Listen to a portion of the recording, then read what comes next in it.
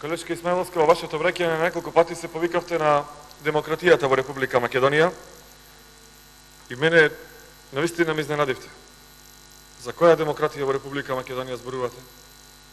Гледате дека државата е во хаос, повеќе нема закон, повеќе нема правда, нема устав, нема деловник, гледате дека ништо не функционира, дека не можеме 18 дена да го најдеме архивското бројче во Eurolex, како во закон стаса овдека.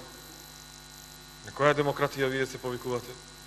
Одлуката дали ја слушнавте пред 2 часа, дека забраните се во Република Македонија во 17 општини граѓаните да се изјаснуваат на референдум?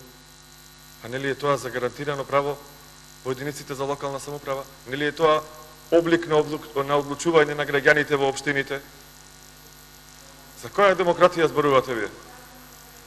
Замислете, граѓаните не можат да се изјаснуваат за проблеми кои што ги имаат во своите општини. Како се изјаснуваа порано кога невладините организации и шарените бараа референдуми против отворањето на нови работни места?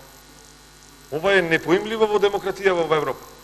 Непоимливо да му забраниш на некој да го искажи својот став на референдум.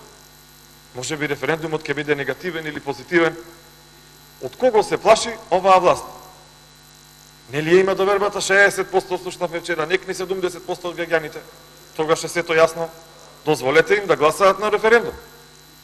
Ја се уште се чудам на кој европско право вие се повикувате. Гледате дека 20 дена овдека бараме одговор од било кој дипломат како овој закон доби европско знаменце. Сте слушнале вие за реакција од некој? Јас немам слушнато. Еве ги следам сите портали, ги гледам сите вести, макар да има медиумски мрак скоро во сите национални телевизии, бидете убедени дека и зова нема да кажат, дека и референдумите се забранети. Ама никој не кажал, па како овој закон дојде да биде во процедура со европско знаменце. И пак ќе го кажам, она што го мислат сите. Законот е параван за да се одбегнат или да се запостават другите проблеми во Република Македонија. Заменувањето на инвеститорите, изгаснувањето на неколку илјади работни места, преголемите задолжувања, штетниот договор со Бугарија, проблемите на земјоделците и уште многу неуспеси на оваа влада. Она легендарна средба со претседателот на Америка Трамп, која што траеше повеќе од 4 часа. Затоа ние се расправаме овдека. Граѓаните ова нема да го слушнат на вестите, затоа што владее медиумски мрак, како во режимот што велеа порано. И благодарам.